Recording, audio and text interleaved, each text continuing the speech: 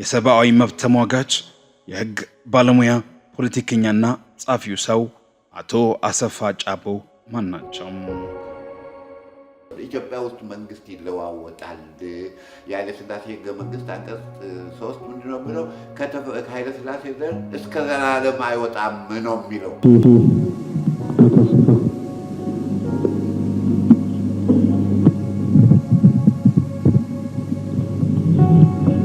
የኤርትራን ጥያቄ በሚመለከት በፕሪንሲፕሉ የሚባለው ነገር በአብዛኛው ሁሉም ደጋግሞ በተለያየ መንገድ እንጂ ተብሏል። የት ሄደ ነው የምታስተባብለው ወሬ?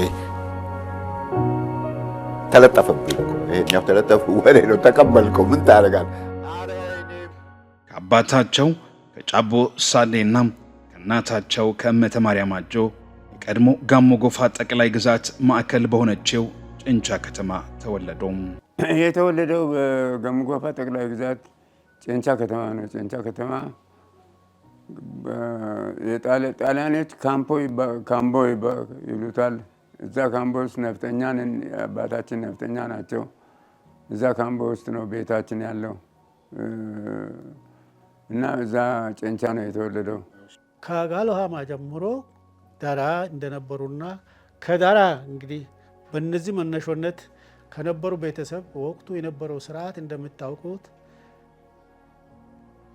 እስከ አቶ ጫቦ ድረስ ባሉበት ዘመን ትምህርት ሂደት የለም እዛ ሀገር። እስከ አሰፋ በነበረበት ሰዓት ትምህርት ሂደት የለምና አቶ ጫቦ በአጋጣሚ በባህላዊ ያው ወታደር ተምሮ አልተማረም ተብሎ አይደለም በወቅቱ የሚመለመሉና ወታደር በመሆናቸው ወታደር ሆኖ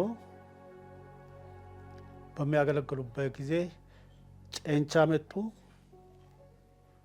ጭንቻ መጥቶ ጭንቻ እየሰሩ ባሉ ስራ ጉዳይ ወደ ጋንታ አካባቢ ለስራ መጡ። ስራ በመጡበት የኔ ሀብተ ገብርኤል ጫቦ እና አሰፋ ጫቦ እናት ወይዘሮ ማቱከ አጆ አሞ ይባላሉ። እርሳቸው ጋር ተገናኙ። በዚህ አይነት የትዳር ሁኔታ ከተያያዙ በኋላ ከዛ እንግዲህ የአቶ ጫቦ ልጆች ወደ ጭንቻ በመመለስ ቤት ጭንቻ በመያዝ መሰረት ጭንቻ በማድረግ ጭንቻ ይኖሩ ነበር።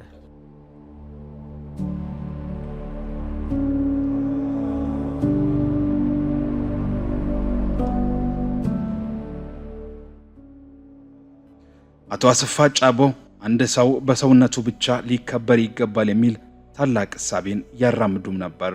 በኢትዮጵያዊነታቸው ፍጹም የማይደራደሩ ኢትዮጵያዊም ናቸው። በዚህም የተነሳ ጋሞነቴ ከኢትዮጵያዊነቴ ተጋጭቶብኝ ለማስታረቅ ቁጭ ብዬ አላውቅም በሚለው ንግግራቸው ኢትዮጵያዊነትን ራሳቸው ለኢትዮጵያውያንና ለተቀረው ዓለም በደማቁ ሰብከዋል።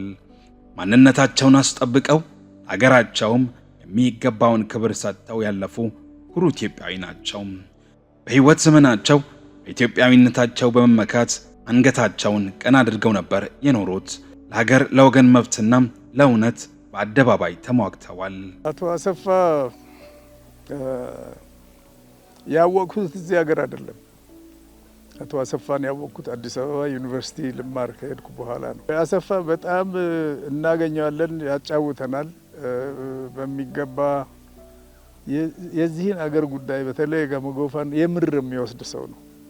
የምር መውሰድ ማለት ልክ ለእርሻው ሰው የሚጠነቀቀውን አይነት ዞሮ እያንዳንዱን አትክልት እየነካ ደህና መብቀል አለመብቀሉን ወይ ከብቱን ከቤት ሲወጣ የከብቱን ጀርባ እንደሚያሽ ገበሬ ነው ይህንን አካባቢ ይወደ ነበረው። ብሔርተኝነትን የሚያቀነቅኑ አሉ። ኢትዮጵያዊነትን እንግዲህ በዛን ሰዓት ላይ በአብዛኛው በዚህ አብዮት የነበረውን የፊውዳል ስርዓትን ለማስወገድ በሚደረገው ትግል ላይ በአሸናፊነት እየጎሉ እየወጡ ይመጡ የነበሩ የፖለቲካ አደረጃጀቶች ብሔረሰባዊ ቅርጽ የያዙ ናቸው። የኦሮሞ ነጻ አውጪ ድርጅትን ይዞ የኦሮሞ ነጻነትን እውን ለማድረግ የሚታገል ኃይል የነበረበት ነው። ህዝባዊ ሓርነት ትግራይ የትግራይ ነጻነት ይዞ የሚንቀሳቀስ ነው። የኤርትራው ሻዕቢያን በተመሳሳይ መልኩ የኤርትራን ህዝብ ነጻ አውጣለሁ ብሎ የሚንቀሳቀስበት ሰዓት ነው። ስለዚህ አሁን እሱ ጋር ኢትዮጵያዊነት ሳይሆን እያንዳንዱ ጎላ ብሎ የሚታዩ ፖለቲከኞች የየራሳቸውን ብሔረሰብ ይዞ ለመውጣት የሚታገሉበት ወቅት ነበረ።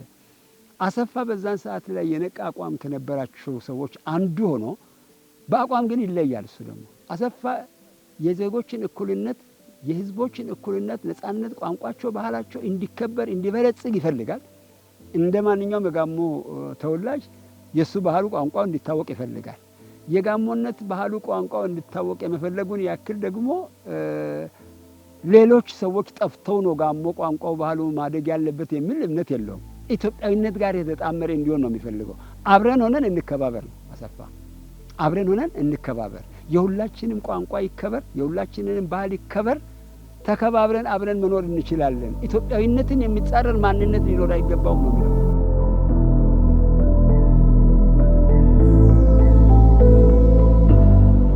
ለሀገር ለወገን መብትና ለእውነት በአደባባይ ተሟግተዋል። ጋሽ አሰፋ ጫቦ ሕይወታቸው በራሱ ብቁ ሰባኪ ነው። ስራዎቻቸውም ማህደራቸውም ሰው መሆንን ብቻ ያወድሳሉ። በጋሼ እዝነ ህሊና ውስጥ ሰው በባህል፣ በጎሳ፣ በኑሮ ደረጃ እንዲሁም በሃይማኖት አልተሸነሸነም። ለጋሼ እንደ ቃሉ ሰው ማለት ጣሪ በአምሳሉ ባርኮና ቀድሶ እንዲያመሰግነው የፈጠረው በተፈጥሮ የላቀው ቅዱስ ፍጡር ነው ብለው የሚያምኑ ናቸው። አሰፋ ሰብአዊ መብትን፣ ፈሪሃ እግዚአብሔርን የሚያዋህድ ሰው ነው። ምናልባት ሌላ ቦታ ላይ ተነስቶ ሊሆን ይችላል። ቤተ ክርስቲያናዊ ባህሪው ባክግራውንዱ አሰፋ ፈሪሃ እግዚአብሔር ያለው ሰው እንዲሆን ያደርገዋል አንዱ። ሁለተኛ የፖለቲካ አቋሙ ላይ እኩልነት ላይ የዜጎች መብት ላይ በማሰር በመግደል ለውጥ ይመጣል ብሎ ባለማመን ላይ አሰፋ አቋም አለው። አቶ አሰፋ አንድ እውነት ከያዘ ሁሉ እንዲቀበለው ይፈልጋል። ምክንያቱም ሰው የማይቀበለው እውነት ለምን ትይዛለህ? ወይም ያንተ እውነትን ሌሎች እውነትን እንዲሰሩ የማያገለግል ከሆነ ለምን ትለፋለህ? ኤግዛክትሊ የዛ አይነት ቁመና ነው የነበረው። እውነትን ከያዘ እዚህም እኛም ሀገር ማል ነው የሚባል። እስቲ እዚህ ዱቡሻ ላይ ሄደህ ተናገር ነው የምትባለው። አልቀበልም ካልክ ኮንሶ እንደዛ ያደርጋል። ምንድን ነው የሚባል ድንጋይ አለ እዚህ ይሄን ያዝና ተናገር ትባላለህ። እና እውነትህ መንጠፍ ያመክኑብሃል እውነትህን። ስለዚህ እንዲመክን አይፈልግም። ስለዚህ እኔ እውነት ነው ያልኩት ተቀበሉኝ፣ ትጮኻለህ፣ ይሄ እውነት ነው ብለህና አይ ቲንክ አሰፋ የዛ አይነት ሰው ነበር። ሰው ከተሰማራ እንደየስሜቱ ከዋለበት ስፍራ አይቀርም ማፍራቱ እንደሚባለው ሁሉ ጋሽ አሰፋ ጫቦም የጋሞና ኢትዮጵያዊነት ማንነታቸው በልጅነታቸው ነበር የተቀረጸው። በምሽት የአባቶች ድቡሻ ወግ የሚያወሩበት ስፍራ ላይ ዘውትር በመገኘት ስለ ማህበረሰቡ ባህልና ወግ ብሎም እሴቱን ጠንቅቀው እንዲያውቁ ረድቷቸዋል። በጋሞ ውስጥ ከሚገኙ 42 ደሬዎች መካከል አንዷ በሆነችው አንድሮ ደሬ ስጋ ዘመድ ቀኛዝማች ኢልታሞ ይቻ ቤት ጋሽ አሰፋ ጫቦ ስለ ማንነታቸው እንዲማሩና ስለ ጋሞነታቸው በሚገባም እንዲገነዘቡ ትልቅ መሰረት ሆኗቸዋል። በዚህም ስፍራ ገና በልጅነታቸው ግብር ተቀባይ በመሆን የሥራ መደብ አግኝተውም ህብረተሰቡን በቅንነት ማገልገልን ሀብለው ጀመሩ። የመንግስት አወቃቀር ገና ባልተዳረሰበት ጊዜ ነበር ጋሽ አሰፋ እዛ አካባቢ የኖሩት። ጋሽ አሰፋ ችግሮችን የማህበረሰቡን ችግር ከመንግስት ጋር የሚያስተሳስረውን የማህበረሰቡን ችግር እዛ በነበሩበት አንድ አመት ጊዜ ነው ፈተው የመጡት። ይሄ ለማህበረሰቡ ጎልቶ ወደፊት አብራርቼ እመጣለሁ። ከዛ በዘለለ ጋሽ አሰፋ በተቃራኒ ደግሞ ጋሞ ማን ነው፣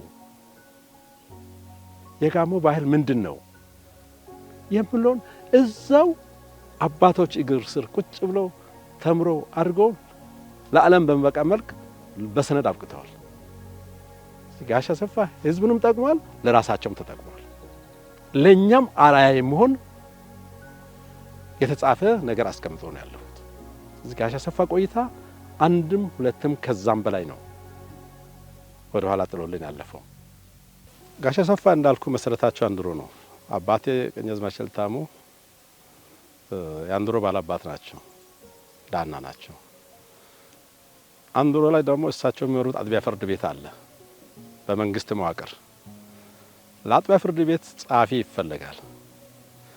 የተማረ ሰው ሲፈልጉ ጋሽ አሰፋ ጫቦ የዛኔ ወጣቱ ለኔ ጋሽ የሚላቸው ጉምቱ ምሁርና ሕግ ባለሙያ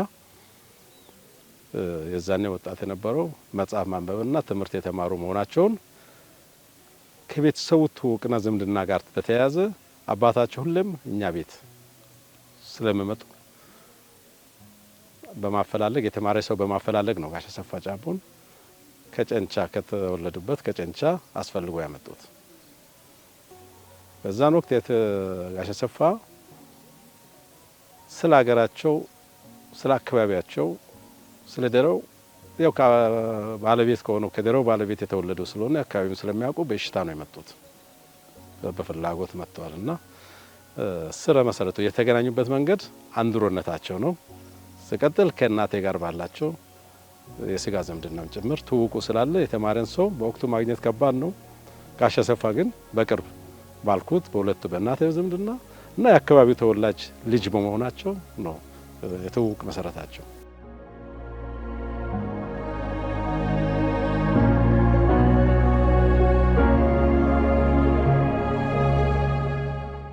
ዘመናዊ የአስተዳደር ስርዓት ባልነበረበት ወቅት የማህበረሰቡን ችግር በመፍታት የጋሞነት እሳቤን ባህሉና ወጉን ጠንቅቀው በማወቅ ለዓለም አስተዋውቀዋል። ይህንኑ ባህላዊ እሴትን በብዕራቸው ከትበው ለትውልድ እንዲተላለፍም አድርገዋል። በኖሩበትና ያደጉበት አካባቢም ለዓመታት ያላንዳች ክፍያ ማህበረሰቡን አገልግለዋል። ማታ ማታ ሁሉም ቤት በጋሞ ባህል ውስጥ ታላቅ ቤት ሰው ድቡሻ ይቀመጣል። ትልቅ ሰው ቤት ድቡሻ ይቀመጣል። የኔ አባት ደግሞ የአካባቢ ባላባትና መሪም ስለነበሩ እድሉ ለጋሽ አሰፋ ሰፊ ነበር። ስለዚህ ቁጭ ብለው እኛ አባት እግር ስር ቁጭ ብለን ተምረን ዛሬ ይሄን እንደምናወራሉ ጋሽ አሰፋ ስለ ጋሞ ለመስማት እድሉ ነበር። ይሄን ለመስማት ደግሞ ጉጉትም ስለነበራቸው ጆሮ ሰጥተው ጊዜ ሰጥተው አዳምጠዋል። አሁን ከሳቸው መጽሐፍም እሳቸው ከኔ ጋር ከነበራቸው የስልክ ንግግርም የተረዳሁት። ሁለተኛው ትልቁ ድቡሻ ደግሞ ህዝቡ በሳምንት አንድ ጊዜ የሚሰበሰብበት ጋሮሳ የሚባለው ነው። ጋሮሳ ላይ ሳይቀሩ ይሄዳሉ። እሳቸው እንደምናገሩትም አካባቢ ማህበረሰብ ሳይቀሩ ሄደው ወንበር ይዘው እዛ ወንበር አለ ድቡሻው ላይ ቁጭ ብሎ ያዳምጣሉ። ሀሳብ አይሰጡም እርግጠኛ አይደለሁም፣ ግን ቁጭ ብሎ ያዳምጣሉ። አገሬው እንዴት ይተዳደራል? ስርዓቱ ምንድነው? ባህላዊ ስርዓቱ ምንድነው? ሁዱጋው እንዴት ይመራል? አለቃው እንዴት ይመራል? ሁዱጋው እንዴት ይሾማል? አለቃው እንዴት ይሾማል? ቀጣዩ ትውልድ እንዴት ያስተላልፋል? ከጎረቤት ደሬዎች ጋር ያለው ግንኙነት ምን ይመስላል? ኦጋዴው እንዴት ከጎረቤት ጋር ጸብ ነው ችግር ቢኖር እንዴት ነው ከህዝብ መልእክት ይዞ ሄዶ መልእክቱን የሚያደርሰው? ድርድሩ እንዴት ነው? ግጭት ቢኖር ለመፍታት እንዴት ነው የሚደራደረው? የግለሰብ ጉዳዮች አደባባይ ላይ ይፈታሉ። ድቡሻው ላይ አቤቱታ ይቀርባል። እንዴት አቤቱታ ይቀርባል? እንዴትስ ይዳኛል? ይሄን ሁሉ ቁጭ ብሎ ለመስማት ጊዜ ሰጥተው በቃ የተማረ ሰው ይሄን አያደርግም። ከተማ ተወልዶ ያደገ ሰው ይሄን አያደርግም። እሳቸው ግን ፍላጎቱና ጉጉቱ ስላላቸው አድርገውታል። ስለዚህ ለኔ ይላሉ ጋሽ አሰፋ ሲያወሩም ለኔ የጋሞ ባህልን ለማወቅ መሰረት ነው፣ የቀኛዝማች እልታው ቤት መሰረት ነው ብሎ ያወሩ ነበር።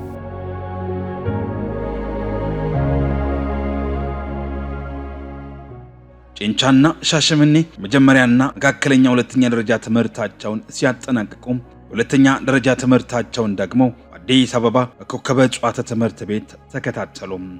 ከመሰረታዊ ትምህርት ጎን ለጎን ማህበረሰቡን በመንፈሳዊ ህይወታቸው ለማገልገል ባላቸው ልዩ ፍላጎት የተነሳም የድቁና ትምህርታቸውን ገና ከመሰረቱ ጀምረው ተከታትለዋል። መለስተኛ ሁለተኛ ደረጃ ትምህርቱን ቅድም እንደገለጽኩ አባታቸው ወታደር እንደመሆናቸው መጠን አተቀምጦ አይኖሩም። ልጆቻቸውና እናታቸው ነው ጨንቻ የሚኖሩ። እሳቸው ተንቀሳቃሽ ናቸው። አንዴም ሻሸመኔ፣ አንዴ ሲዳማ፣ አንዴ ሌላ ቦታ እያሉ የተንቀሳቀሱ ከገምጎፋም የተለያዩ ቦታዎች እየሰሩ ነበር እና እሳቸው ጥሎ ሄዶ ልጆቻቸው ከእናታቸው ጋር ሲኖሩ አባታቸው ሻሸመኔ ነበሩ።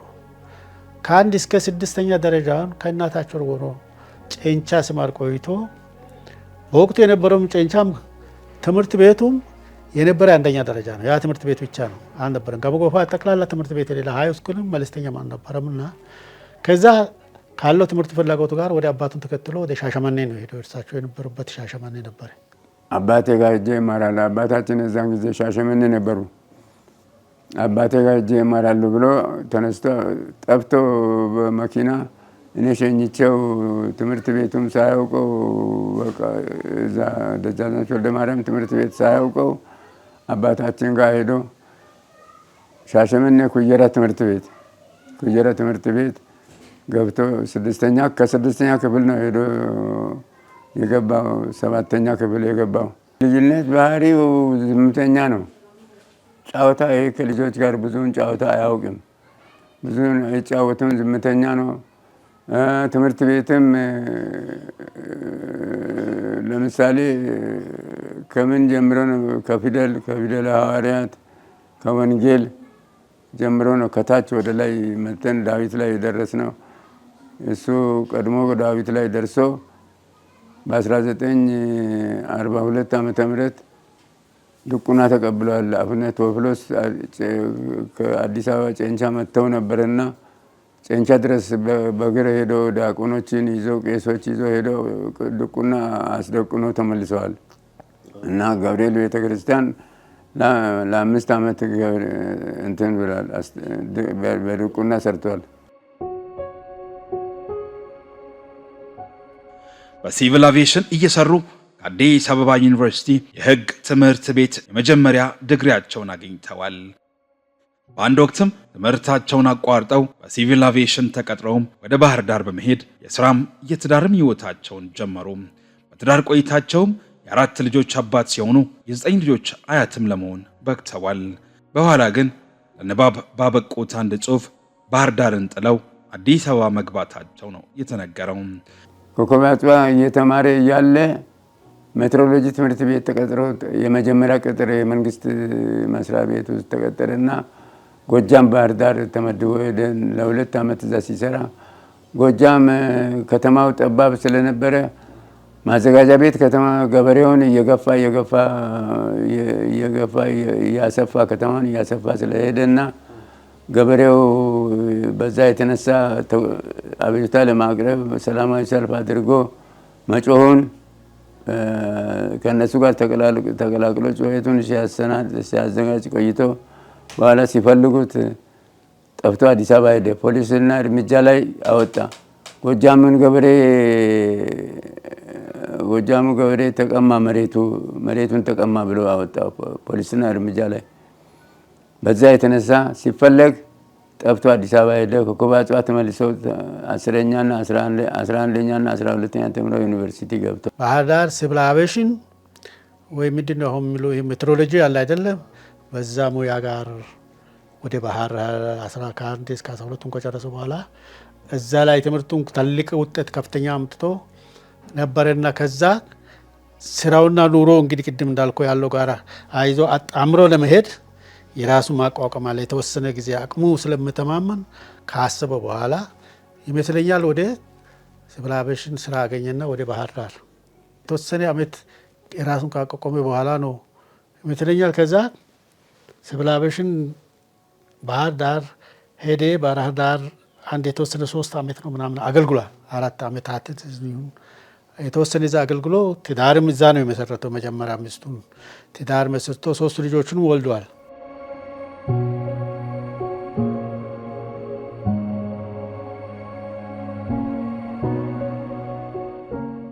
እንደ መሪነታቸው ፍጣና የሥነ ጥበብን ሕግጋት ያከበሩ የተገበሩ ለሕግጋቱም የተገዙ ለሰው ልጆች እኩልነትና ነጻነት ታግለው በተግባር መስዋዕትነት በመሆን ያስተማሩ ስለ እውነት በሰውነታቸው እንደ ሰው ኖሮ ብቻ ሳይሆን ሰው መሆንን በቁማቸው የሰበኩ ሲያልፉም መምህርነትና በሐዋርያነት ልናውቃቸው እየወደድን ብዙ ዕውቀትን ልንሸምት እየፈለግን ያጣናቸው ታላቅ የጥበብ ሰው ናቸው። አስተሳሰባቸው የዛን ጊዜም ሰብሰብ ያለና የኛ ልጆችም ወጣቶችም ሰዎችም ኢትዮጵያዊነት መንፈስ ኖሯቸው ጠንካራ ሆነው እንዲወጡ የተማረ ሰው የዛን ጊዜ ብዙ የለም። የተማረ ሰው እንዲበራከት ይፈልጉ ነበር። ሰው ተምሮ ከነገደ፣ ሰው ተምሮ ካረሰ፣ ሰው ተምሮ ለመንግስትም ከተቀጠረ ውጤታማ ይሆናል፣ ራሱንም ጠቅሞ መንግስትንም ይጠቅማል የሚል ምክር ነው የሚሰጡ። ይሄንን ነው አንድ አቅጣጫ ብቻ አይደለም የሚያስበው። ሁሉንም ሰው በሰውነቱ ዕውቀት ሊኖረው ይገባል። ሰው በሰውነቱ ራሱን የቻለ መሆን ይገባዋል። ሰው ሰብአዊ መብቱ ሊከበር ይገባል። ሰብአዊ መብቱን ለማስከበር ማወቅ አለበት የሚል ትምህርት ነው ብዙውን ጊዜ የሚሰጠው። ይሄንን ነው የሚሰጠውና ከአንደበቱ የሚወጣው ይሄ ነው። በዓለም አቀፍ የህግ ተማሪዎች ውድድር ከውጪ የምስክር ወረቀት ከሀገር ውስጥ ደግሞ ከቀዳማዊ ኃይለ ሥላሴ የወርቅ ኦሜጋ ሰዓትን ተሸልመዋል። ትምህርቱ ቀጥሎ ትምህርቱን በዲግሪ ተመርቋል። ከፍተኛ ደረጃ በማድረግ ነው የሚመረቀው። እንዲሁም ትልቅ ቦታ ሊሰጠው ይገባል የሚል ደረጃ ጋር ነው ሲመረቅ የተመረቀው እና እዛ ላይ ያለ እንደገና አዲስ አበባ ከገባ በኋላ ምንድነው አገር ግዛት ሚኒስቴር ነው የሚባለው ምንድነው እዛም ህግ አማካሪ ሆኖ ሰርቷል። የተወሰነ ጊዜ ህግ አማካሪ ሆኖ ሲሰራ ከዛ በኋላ ነው እንግዲህ ሁለተኛ ዲግሪያቸው ወደ ውጪ ከአፍሪካና ከዓለምም የተወሰኑ አገሮች እዚህ ትምህርት እድል ውጪ ተወዳድሮ የማገኙት ውድድር ላይ ገብቶ ከኢትዮጵያ ሶስት ሰዎች ናቸው አብሮ ወደ ውጪ ትምህርቱ የሄዱት። ውጪ ትምህርት አብሮ የሄዱት አንደኛው ኮሎኔል ጎሹ ወልዴ ነው። ሁለተኛው አቶ ዳዊት ወልደ ጊዮርጊስ የሚባል ኤርትራዊ ነበረ። ሶስቱ አሰፋ ጋር አብሮ ሄዶ እንግዲህ አሁን ትምህርት ቤቱ አሜሪካን ነግሮኝ ነበር። ዩኒቨርሲቲው ያለው በቃል እንግዲህ የመጣል ቤት ያልሰጥ ስላያስኩት እና የዛ ትምህርት ቤት ጎበዝ ተማሪ ነበሩ፣ ተፎካካሪ ነበሩ። ዳዊትም ኮሎኔል ጎሹም እሱም ተፎካካሪ ነበሩና ከዛ ትልቅ ሪኮመንዴሽን ይዞ ነው የተመለሰው። ክብር ይገባቸዋል የሚለው ጋር ተመርቆ በማድረግ ሲመጣ ለጃንሆይ አቀርቦ ጃንሆይ ወርቅ ሰዓትና ወርቅ ጫማ ሸልመዋል።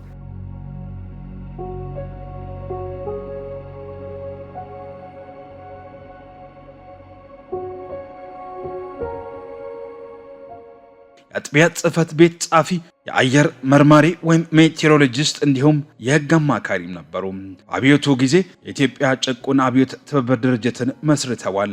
የአውራጃ አስተዳደር ሆነውም አገልግለዋል። በወቅቱ ጫት የሚባል የፖለቲካ ፓርቲ ከመሰረቱ ጥቂት ፖለቲከኞች መካከል አንደኛው አቶ አሰፋ ጨቦ ናቸው። ወቅቱ መኢሶን፣ ጫት፣ ኢያፓ በጣም በርካታ የፖለቲካ ድርጅቶች የተፈጠሩበት ወቅት ነው። በቀጥታ ከመንግስት ጋር ተቃርኖ ውስጥ ገብቶ ጥግ የቆመው ኢያፓ የሚለው አገራዊ ፓርቲ ሆኖ ጽንፍ የወጣ ነው። ኢያፓ ጋር የነበረው አቋም ከመንግስት ጋር ሲሰሩ ከነበሩት ውስጥ ውዝን መንግስት በመንግስት ውስጥ ሆኖ እነ አሰፋ የነበሩበት እነ መኢሶን መላው ኢትዮጵያ ሰራተኞች ንቅናቄ እነ ጫት አሁን ያልከው አይነት ፓርቲዎች ምን አይነት ይዘት ነበራቸው ለሚባለው ይሄ በተናጠል የህዝብን ጥቅም ለማስከበር በተናጠል ከመንቀሳቀስ ይልቅ ተመሳሳይ ታሪካዊ ጀርባ ያላቸው ተመሳሳይ የሆነ ታሪካዊ ጀርባ ያላቸው የቋንቋ፣ የባህል፣ የጂኦግራፊ አቀማመጥ ተመሳሳይነት ያላቸው ህዝቦች በየተናጠል ከሚንቀሳቀሱ ሰብሰብ ብለው የጋራ የሆነ የትግል አቅጣጫ ቀርጸው ቢንቀሳቀሱ ይሻላል የሚል አቋም ነበራቸው። ከዚህ አንጻር አሁን ለምሳሌ ከነ አሰፋ ጋር ከነበሩት ሰዎች አካባቢ ላይ እነ ፊታውራሪ መኮንን ዶሬ እዚህ ወደኛ ጋር ብንመጣ እነ ካወደሚስ ጻራ የመሳሰሉ በርካታ ከተለያዩ አካባቢዎች የተለያዩ የተውጣጡ ግን ነሰሰለ አሰፋ ጋሞ የመሆኑን ያክል ሁሉም ጋሞዎች አይደሉ ናቸው። ግን ምን ነበር የሚያዋህዳቸው? የትግል አቅጣጫቸው የነበረው ተበታትነው በተናጠል ከመታገል የተመሳሳይ ጂኦግራፊያዊ አቀማመጥ፣ ባህላዊ ቅርርብ፣ የቋንቋ ቅርርብ ይሄ ኦሪጂናሊ የመጣንበት ቤተሰባዊ እንትናችን የሚያመሳስለን ህዝቦች አንድ ላይ ሆነን ብንሰራ ብንተባበር የሚል ይዘት ነው የነበራቸው ያ ፓርቲ። ከሌሎቹ የሚለየው ያ ፓርቲ ምንድን ነበረ? እነ ጫት እና አቶ አሰፋ የነበሩበት ጋር ቀጥታ መንግስት ጋር በተቃርኖ ብቻ ከመቆም መንግስት ውስጥ ሆኖ አብሮ በጋራ ሊያሰሩ የሚችሉ ነገሮችን በጋራ መስራት የሚል እምነት አላቸው። እዚህ ሀገር ተመድቦ ሲመጣ ደስ ከተሰኙ ሰዎች አንዱ ነኝ። አውራጃ አስተዳዳሪ ሆኖ በጀነራል መብራቱ እዚህ ሲመጡ ትንሽ ጠና ያሉ ሰዎች ይፈልጉ ነበረ። ጠና ያሉ ሰዎች መቶ አለቃ ጳውሎስ የሚባልና አቶ አሰፋን ነው ይዘው የመጡት። አቶ አሰፋ ለጋርዱላ አውራጃ አስተዳዳሪነት፣ አቶ መቶ አለቃ ጳውሎስ ደግሞ ጂንካ ፖሊስ ሆኖ ቀድሞ ያገለገለ ስለነበረ ለጨንቻ ነው አውራጃ ገዥነት አጭተው ይዘው የመጡት እና ሁለቱንም ህዝቡ በደንብ ተቀበላቸው። በወቅቱ በሚይዙትና በሚከተሉት የተለየ የፖለቲካ አቋም ምክንያት ጊዜያዊ ወታደራዊ መንግስት በ1971 ዓ.ም ወደ ደርግ ጽህፈት ቤት ታፍነው ተወስደው በማዕከላዊ እስር ቤት 10 ዓመት ከ6 ወር በእስር አሳልፈዋል። ከደርግ መውደቅ በኋላም በ1983 የሽግግር መንግስት ወቅት ኦሞቴክ ፓርቲን ወክለው ተሳትፈዋል። ጋና አፍላነት ላይ ያለው ነው አፈፍ አድርጎ እንግዲህ ወደ ካርቻን ላይ ያወረዱ ማነው ማዕከላዊ ምሉት እስር ቤት የወረደው እንግዲህ 70 ዓመት ወደ መጨረሻ 71 ነው ይመስለኛል። ከዛ በኋላ 10 ዓመት ወደ 6 ወር ወደ 15 ቀን ታስሮ በመጨረሻ ላይ ነው የወጣው። በዚህ ሂደት ውስጥ እንግዲህ ብዙ ፈተናዎች ብዙ ችግሮች ገጥመዋል። በደርግ ጊዜም ለማጥፋት ለመረሸንም ሁሉ ተዘጋጅቶበት ነበረ። መንግስቱ ትንሽ አቁሙና የሱ ሁኔታን ከአወጣጡ ከአወላደዱ መሰረቱ ጀምሮ ስላጠና ልዩ ጥበቃ ለሱ እንዲደረግ እኔ ሳላቅ ማንኛውም ነገሮች በአሰፋ ላይ አንድ ነገር ሳላቅ እንዳይደረግ ብሎ አንድ ኮሎኔል መድቦ ነው እንዲሁም መጨረሻ ላይ እስከወጣ ድረስ ሲጠበቅ የነበረው የሚፈልገውን እንዲያነብ፣ እንዲናገር፣ እንዲጽፍ ሁሉ ተብሎ ያደርግ ነበር መንግስቱ ኃይለማርያም።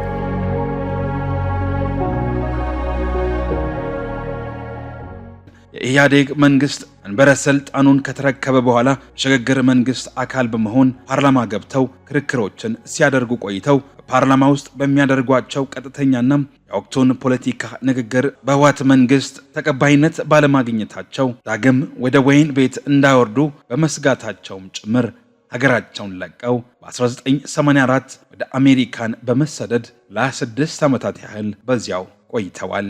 ፖለቲካ ተጽዕኖ ነበረበት። ምክንያቱም ምንድነው በሽግግር መንግስት ሰኔ 24 ስብሰባ ላይ እሱና ወልደሰማያት ዱባለና አቶ አሰፋ ጫቦ ሁለቱ ናቸው ስብሰባው መካከል ህገ መንግስቱ በዚህ መሄድ የለበትም፣ ይሄ ጫካ ውስጥ የመሰረታችሁት ህገ መንግስት ነው፣ በዚህ አንሄድም ብለው ሲከራከሩ ውለው እነሱ ያው የራሳቸው አባላት ስለበዙ በድምፅ ስላሸነፉ በቃ መንግስት ተመሰረተ። በዛ የተነሳ ማታውኑ ሊገሉት ሲፈልጉ በአንድ መኪና ይዞ መጥቶ ነበር። በዛች መኪና ወላይታ ደርሶ አደረ። ከወላይታ ሻሸመኔ እያለ ሄዶ ከዚያም በኋላ ነው በቃ ወደ ውጭ ለመውጣት ፈቃድ ጠይቆ ፈቃድ ሲጠይቅ እንደገና ስብሰባ ልውጥ አሉት። እነሱም መንግስትም ወዶ ነበር የሱን መውጣት። በዛ ምክንያት ወጣ በቃ።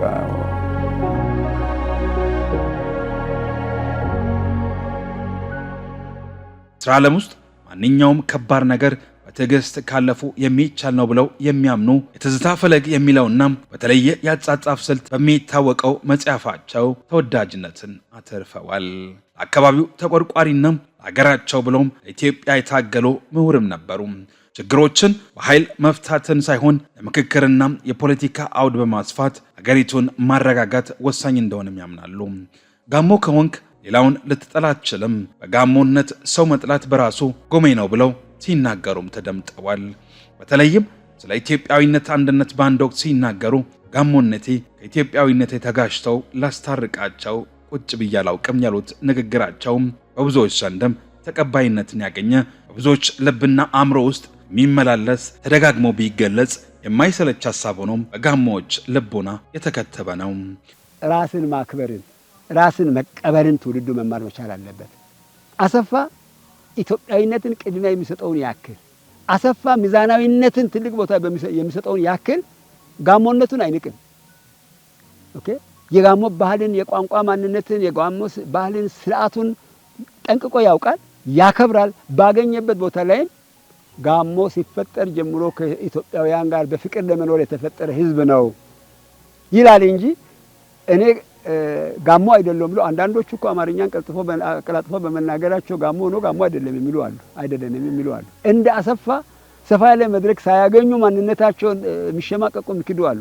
አሰፋ ባገኘበት ዓለም መድረክ ላይ ጋሞነቱን አክሰፕት አድርጎ ነው ኢትዮጵያዊነትንም ሚዛናዊነትንም እኩልነትንም የሚሰብከውና ከአሰፋ ሰው መማር ካለበት ኢትዮጵያዊነትን፣ ሁለተኛ ሚዛናዊነትን፣ በምክንያት መማመንን፣ በምክንያት መቃወምን፣ በሶስተኛ ደረጃ ማንም ሰው ማንነቱን እንዲናይ ማድረግ የለበትም።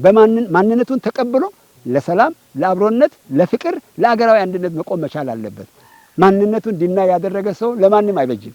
የተለያዩ የፖለቲካ አመለካከቶችን ራሳቸው የፖለቲካ ፍላጎት ሳያውሉ አገር አንድነትና ትስስር ብሎም ለሀገር ሰላም ራሳቸውን የማይፋቅ ደማቅ አሻራ ኑረዋል። አቶ አሰፋ ጫቦ ከፖለቲካ ውጪ ቤተሰቦቻቸውም የቅርብ ሰውና ሩሩ ናቸው። እንኳን ለቤተሰቦቻቸው ለተቸገሩ ሁሉ ድራሽ፣ ለታሰረ ጠበቃ፣ የታመመን ጠያቂ ከሁሉም ጋር ተግባብተው የሚኖሩ ሰው ነበሩ። ፖለቲካ ውጪ በጣም ሩሩና ደግ ነው።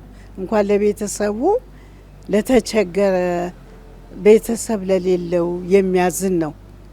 በጣም አዛኝ ነው። ይረዳል፣ ባለው አቅም ለታመመ ይደርሳል። ለታሰረ ጠበቃ ነው፣ ለታመመ ጠያቂ ነው። በጣም ጥሩ ሰው ነው።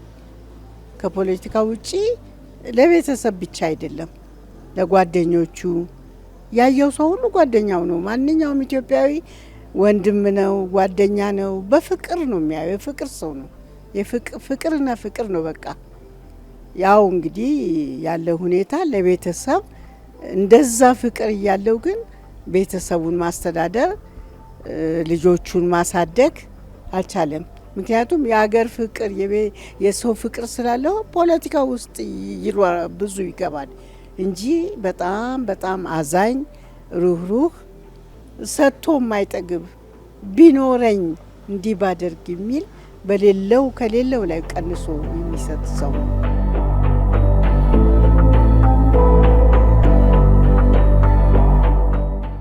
ልቅ የማህበራዊ መገናኛ ዘዴዎች አጠቃቀም የሚፈጥረውን ጥላቻ፣ የበቀለኝነት ስሜት ችግሮች መባባስ ምክንያት እየሆነ በመጣው በዚህ ጊዜ እንኳን እንደሳቸው ከእውነት ጎን የቆሙ የማህበረሰቡን ጩኸትና ሮሮ የሚያዳምጡ ፖለቲከኞች ውስን ነበሩ። አሰፋ ጫቦ ከቤተሰባቸውም በላይ ሀገራቸውን የሚያስቀድሙ የዘርፈ ብዙ እውቀት ጎምቱሶ ናቸው። ጊዜያቸውን ሳያጠፉ ጸጋቸውን ሳያባክኑ በስጦታቸው አብርተው የመሩ የሰከኑ ልበ ሙሉ የአህጉራችን ቀንዲል ነበሩ። ፈለጋቸውን የተከተሉ ስማቸውን የሚያነሱ አብነታቸውን ለመከተል የቆረጡ የሚዘምሩላቸውም ሆነ የሚያዜሙላቸው እሳቸው ባለፉበት ሕይወት ለማለፍ የቆረጡ ወጣቶችና ተተኪዎች እልፍ ናቸው። ከባለቤቴ ጋር መታወቅ ከጀመርን ጊዜ ጀምሮ እንተዋወቃለን። አሴ በጣም ሰው የሚወድ ከሰውም በላይ ደግሞ ሀገሩን የሚወድ ሀገርን በሰው የሚተረጉም በጣም ትልቅ ሰው ነበረ እና ለሀገሪቱ በነበረበት ዘመን ከፍተኛ የሆነ አስተዋጽኦ አድርጓል ብዬ አስባለሁኝ። በተለያዩ ጽሁፎችን በመጻፍ የተቸገሩ ሰዎችን በመርዳት ቤተሰብን በማጽናናት ከቤተሰብ የበለጠ የሀገርን ሕዝብ ስለሚወድ ለሕዝቡ ከፍተኛ የሆነ አስተዋጽኦ አድርጓል ብዬ አስባለሁኝ። በተለያዩ ጊዜያት እንገናኛለን፣ እንጫወታለን። ከሁሉም ነገር በላይ እሱ ስለ ሀገር ነው የሚያስበው። ሀገርን ሲያስብ ደግሞ ኢትዮጵያን ነው የሚለው። ሁል ጊዜ ከአሴ አፍ ማይጠፉ ሁለት ነገሮች አሉ፣ ጨንቻና ኢትዮጵያ። ሁለቶቹን ሁል ጊዜ ከአፉ ማይጠፉ ነገሮች ናቸው። የተወለደበትን ቦታ ሀገሩን በደንብ የሚወድ ሰው ነው። አንድ ሰው በህይወት ዘመኑ ማድረግ የሚገባውን ነገር አድርጎ ያለፈ ሰው ቢኖር አሴ ነው።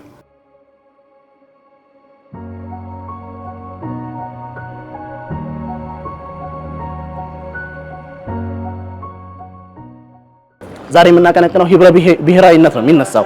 በተለይ ደግሞ ይሄ ማንነቱን ያልጣለ ሀገራዊ ፍቅሩንም ያልተወ ሁሉንም አንድ ላይ አስተሳስሮ ማስኬድ የሚችል ሁሉ በሁሉ የሆነ ሰው ነው ማለት ይቻላል። ምናልባት ትውልዱ ምን ይማራል የሚለውን ነገር ለመግለጽ ያክል አንደኛ ሀገር መውደድ፣ ከልብ የሆነ ሀገር መውደድ። ጋሽ አሰፋ ኢትዮጵያን በመውደዱ 10 ዓመት ያክል ታስሯል። ጋሽ አሰፋ ኢትዮጵያን በማለቱ 10 ዓመት ያክል ታስሮ በኢትዮጵያ ቂም አልቋጠረም። ሀገሬ ብሎ እስር ቤት ገብቷል። መከራውን አይቷል። ትላልቅ በዛን ጊዜ የነበሩ ባለስልጣናት ጋር ትውውቅ ነበረው። ያ ትውውቅ ከእስር አላዳነው። ያ ያመጣው ለእውነት መቆሙ ለሀገር መቆሙ ነው። በሀገር ቂም አይቋጠርም፣ በሀገር ቂም አይያዝም። እና ከጋሽ አሰፋ የምንማረው ምናልባትም ሀገር መውደድ፣ በተሄደበት ሁሉ ውጤታማ መሆን የያዘውን ነገር ሁሉ ማይለቅ አይነት ሰው ነውና ሰው ትውልዱ ጉብዝናን፣ ጥንካሬን፣ ሀገር መውደድን ከጋሽ አሰፋ ልማር ይገባል ብዬ አምናለሁ። አገር ወዳድና አንደበተ ርቱዕ የሆኑት እኚህ ምሁር ሰው በደረሰባቸው ድንገተኛ ህመም ምክንያት በስደት ባሉበት በሀገር አሜሪካን ዳላስ ቴክሳስ ግዛት ውስጥ በሚገኝ ሆስፒታል ውስጥ ሕክምና ላይ ቆይተው በ2009 ዓ.ም ከዚህ ዓለም ቆይታቸው አርፈዋል።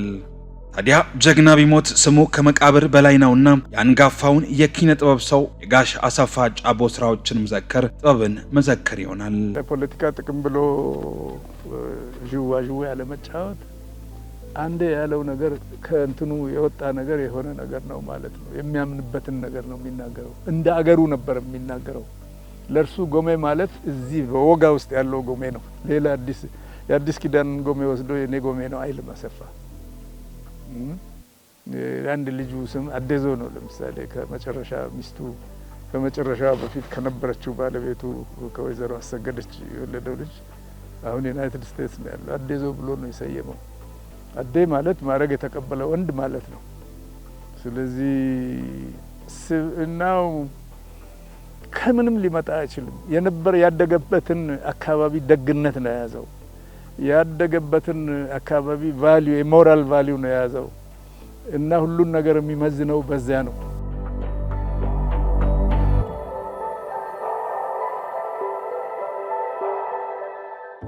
ጋሽ አሰፋ ጫቦ ያመኑበትን ያላንዳች ፍርሃት እንደተናገሩ እንደሰሩ ብሎም አገርና ወገናቸውን ወደ ተሻለ ደረጃ ለማድረስ እንደደከሙ ቢያልፉም ጋሞነትን ለዓለም ሰብከዋል። ጋሞ ካጠፋ ስህተቱን በመቀበልና አደባባይ ይቅርታን መጠየቅ የጋሞነት ገላጭ አብሮት የተፈጠረ ባህሪው መሆኑን በመተንተን ለተቀረው ዓለም ሁሉ የጋሞ ማንነትን ፍንትው አድርገው ገልጠውታል።